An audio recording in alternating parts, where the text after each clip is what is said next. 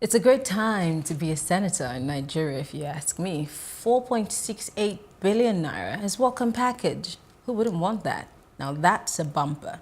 And that's, we're also going to be talking about the suspension and expelling of the African Action Congress, which is being headed by former presidential candidate Shore.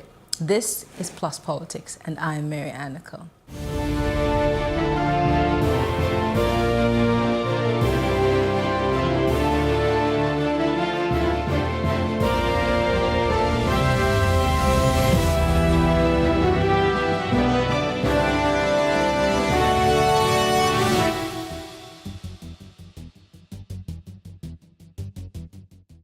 469 lawmakers who were elected on the platform of various political parties in the February 23 National Assembly elections and the subsequent supplementary elections will get 4.68 billion naira as welcome package immediately after the inauguration in June. And I'm being joined in the studio to discuss this by Babashola Adegbuyi, who is a political analyst. It's good to have you join us, Babashola. It's a pleasure to be here once again. Wouldn't you love to be in the National Assembly at a time like this where you get a bumper package, even before you start to do the job that you're appointed to do? Of course, nobody. I don't think there is any Nigerian that will not love to be in the National Assembly with the way they are being paid or go home with sacks of money at the end of the month. My first question would be, the monies that we see being given to National Assembly members, whether the red chamber or the green chambers, are they really deserving of it? And it's not necessarily in any way trying to belittle what they do, but realistically, are they deserving of these, according, in your words, sacks of money? Sacks of money.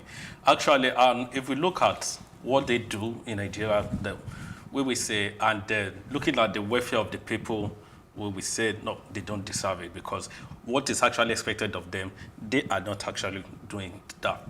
Now, but if you look at Abuja, and from the 4.68 billion that was announced that they will be getting before they are eventually inaugurated, and we would consider the housing and the furniture, because that's what I was made to understand. Well, that's what RMFAC had to say about it. Yeah, that for example, a senator will be going over with 4-point-something million for housing, then 6-point-something for furniture, and that 4-point-something is going to be an annual thing. The 6-point-something is going to be on the every 4 years.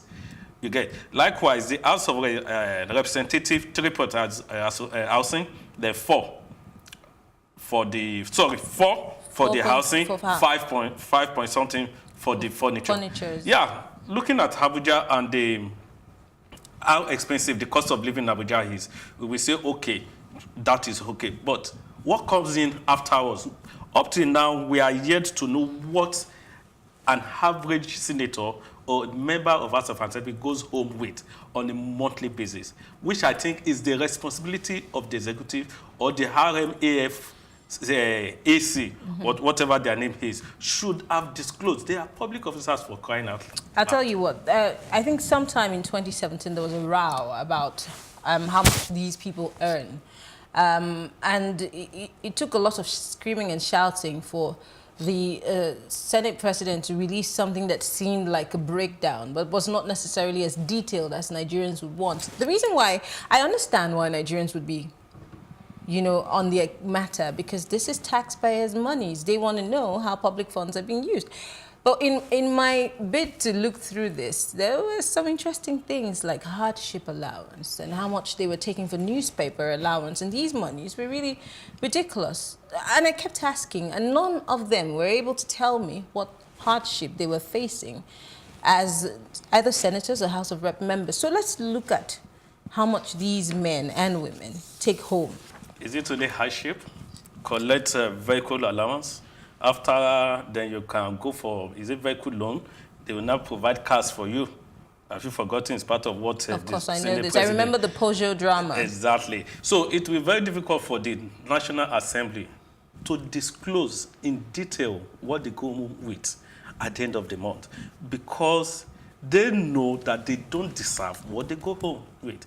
And that's in your opinion? Because yes. I remember also there was a row between them, the members of the National Assembly, on unpaid stipends, and they made an issue out of it. So they think that they're deserving, contrary to what you think, they think that they're deserving of every single pay. But let's look at, as much as we are trying to look at the monetary aspect, let's look at the job of being a legislator in this country, especially at that level where they get to make laws and pass bills.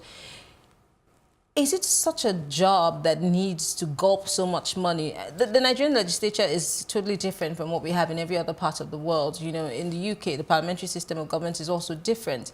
But let's break it down. Is it such a heinous task that would demand that it gulps so much money? Well, in Nigeria, the National Assembly work has been made to be a career work.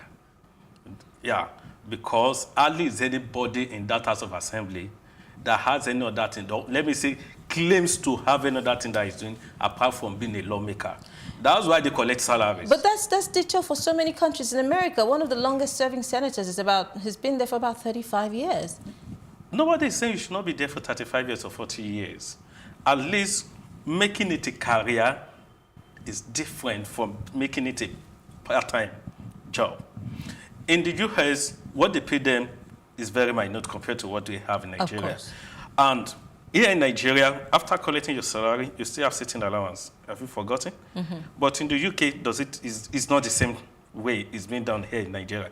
Now, let's now look at what do they do? What is the duty of lawmakers? We can do a breakdown of everything. Number one, they make laws. Fine. Number two, why they are making laws, they have documents to print out. The question now is, are they the one printing the documents, or is the National Assembly staffs using the government money to print those documents? That's number two. Then number three, they have their own maybe personal assistants or whoever that is working with them. Of course, they have constituency offices and they have to pay their constituency Exactly, salaries. they have to pay their own staffs too. Yeah. You get. So the question, what they collect for constituency allowance, how many people actually benefit from that constituency allowance? I was telling some people a few months ago that the truth is, if you have to sit down and look at it, we discover that those in the National Assembly are even making more money than the governors. So in a bid to look at checks and balances and accountability on the part of our leaders or our legislators, who checks the National Assembly finances? How can we balance it? Because some people say, well, President Buhari came in and slashed his salary to 50%. That's his choice. It's his opinion. It doesn't have to be the choice of those in the National Assembly. But I'm wondering, in a country where pensioners are being owed, in a country where the minimum wage has been an issue over time, it's not being paid as at when due. There are people who are still struggling to even get monies from their companies to pay their complete salaries. We're having lawmakers eat and burp on monies that could have helped us do better things. Again, they would say, well, there's a law that is backing it. So how do we get these lawmakers to be accountable? And the monies that are being earmarked every single year for their allowances and sitting and all the hardship that they seem to go through, how can we make them accountable? Because there are people who have also said, let's have a part-time legislature. That way we can cut the cost of, governance in that regard. Actually, it is the duty of the executive to carry out check and balance on the National Assembly. But it is just unfortunate that the executive are shying away from their responsibility. How do you mean? Now, any government, or let me say any executive that tries to delve into the account of the National Assembly, that the next thing is that such government or the leader would be threatened with impeachment.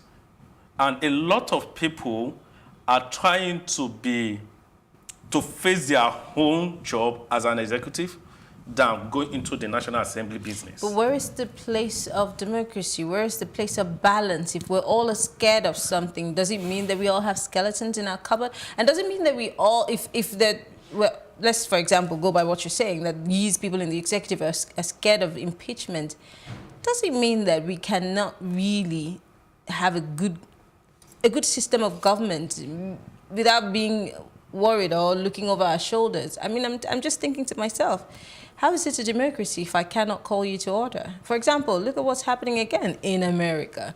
Trump is under fire, and there's nobody who's scared of, stepping on toes, right? Yeah, sure.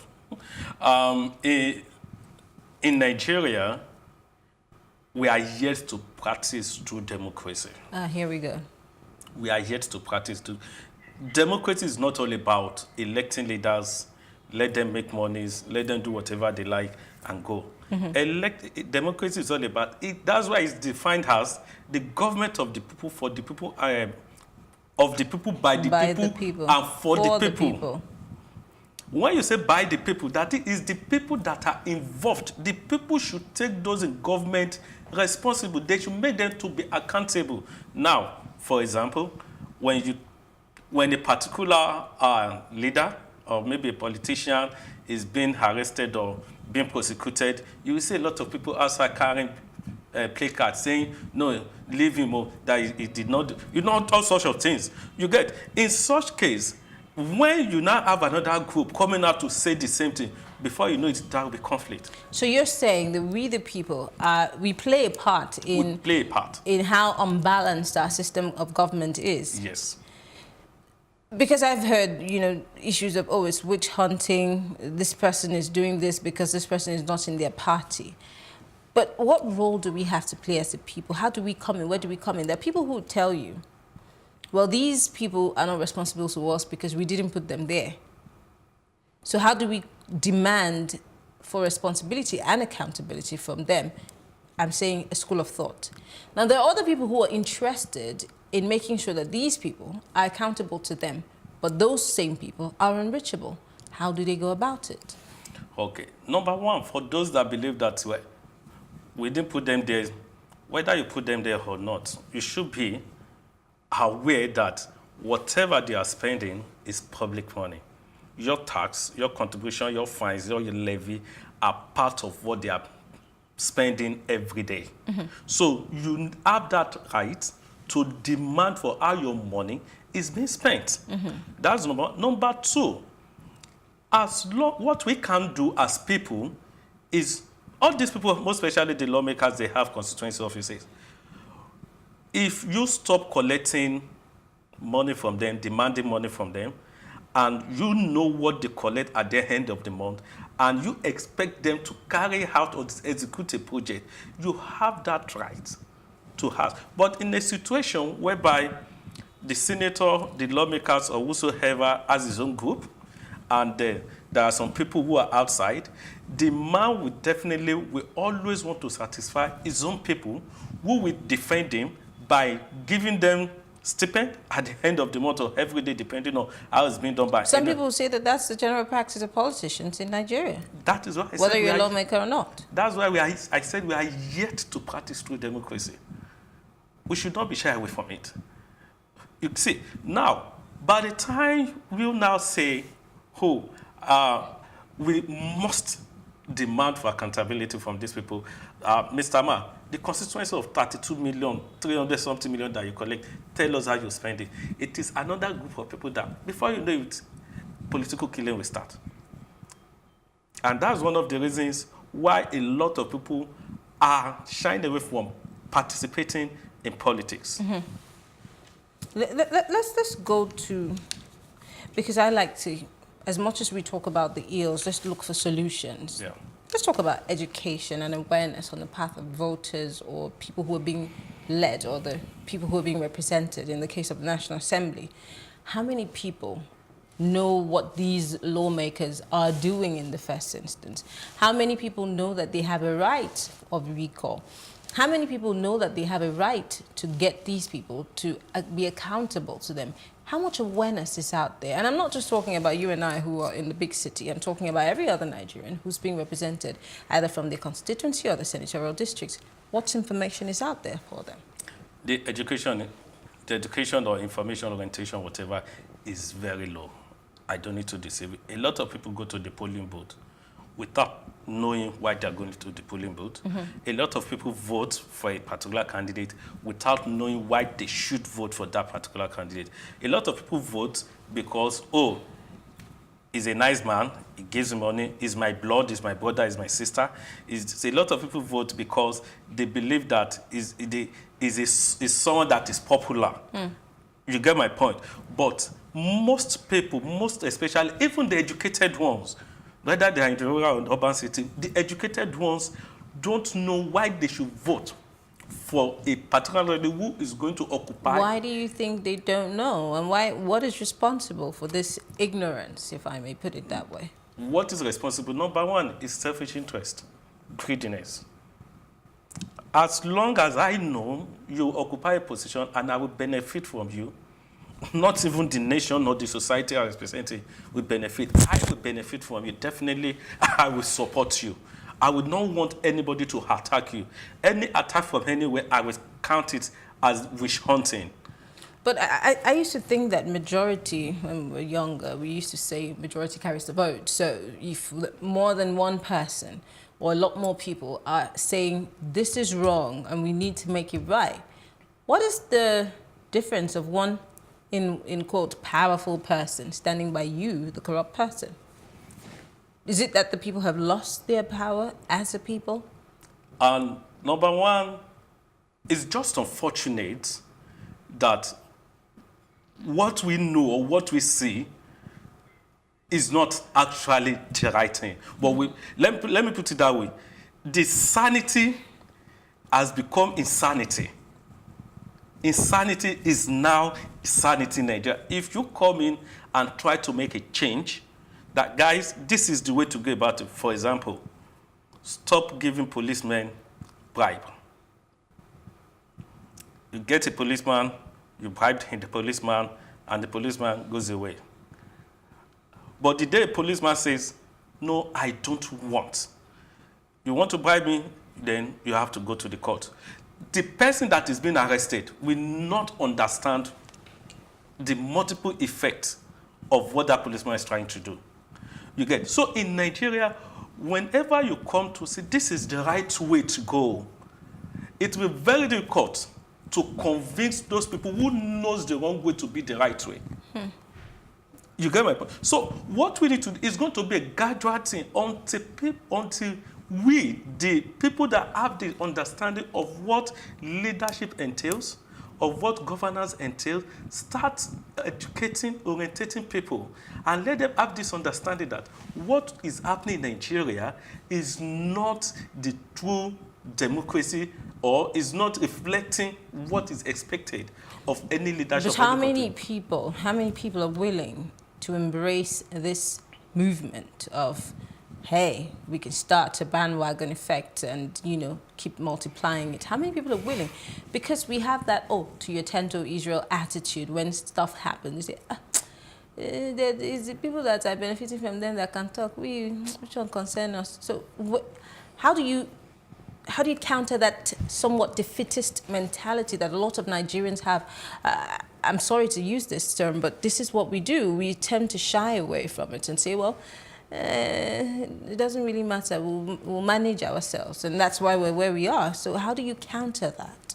How many people are willing? The truth is, the people that are truly willing, it's very low. I did analysis and I tried to explain to the problem we have in Nigeria. That presently in Nigeria, looking at the population, that the people who are in government, they are just about 2%. And we are the most. We are the most. But yeah. The 98, out of the 98, I can tell you that 86 are actually for these two. You get my point? Why maybe the remaining balance is just for those of us who have seen, who have this understanding that things should not be wrong. But the truth is, the balance that you are looking at, there are some of them who are ready, but truly they are not ready because some of them are not convinced because they are in their own comfort zone. And they don't want anything to disturb them in their comfort zone. You get my point? Now, but very few, you'll now be left with very few people who are ready to do anything. most of the time I see all these pressure groups coming up, activists, all of them. The truth is some of them are actually looking for what they will benefit from the government. Some of them are actually looking for recognition. It's only very few people are ready. So quickly, before we wrap things up, it goes back to the fact that the people or leaders are a reflection of their people. Exactly. If we have, in quote, and I use this loosely, greedy leaders in power, we also have greedy followership. Sure. And so we cannot replicate something that is not within us. So, I mean, we're ending up in a deadlock of sorts because we cannot try to bring on board something that we don't have within. You can't give what you don't have. It sounds very difficult. It is very difficult. It's like too many knots tied up together. It's very difficult. Just like I was telling some people that saying the education sector is rotten. Then the question is, how do we bring the education back or bring back the past glory to education? It's very difficult because the teachers or those people in education sectors are still the same people that will run that education sector, and they are the one that is passing down education to our children in schools. And it is what they teach them and what the students see in them that they will have the understanding of. So we just have to start from somewhere, maybe from our homes. People need to start giving our family members education. That is, if you yourself have that education. I'm not talking of reading books now. Not formal education, but streetwiseness. Exactly. Okay. Before we go, is there any hope in the nearest future for Nigeria and our change in mindset about leadership and followership? Any hope in sight? There is hope, but it's going to be very a gradual thing. There is hope. Okay. Thank you very much, Babashola Adebuyi, political analyst, for speaking with us. We're going to have you on the next segment, so we'll take a quick break. When we return, we'll be talking about Sowore Omoyele and his party. Of course, we know the recent drama that happened. Stay with us. We'll be right back.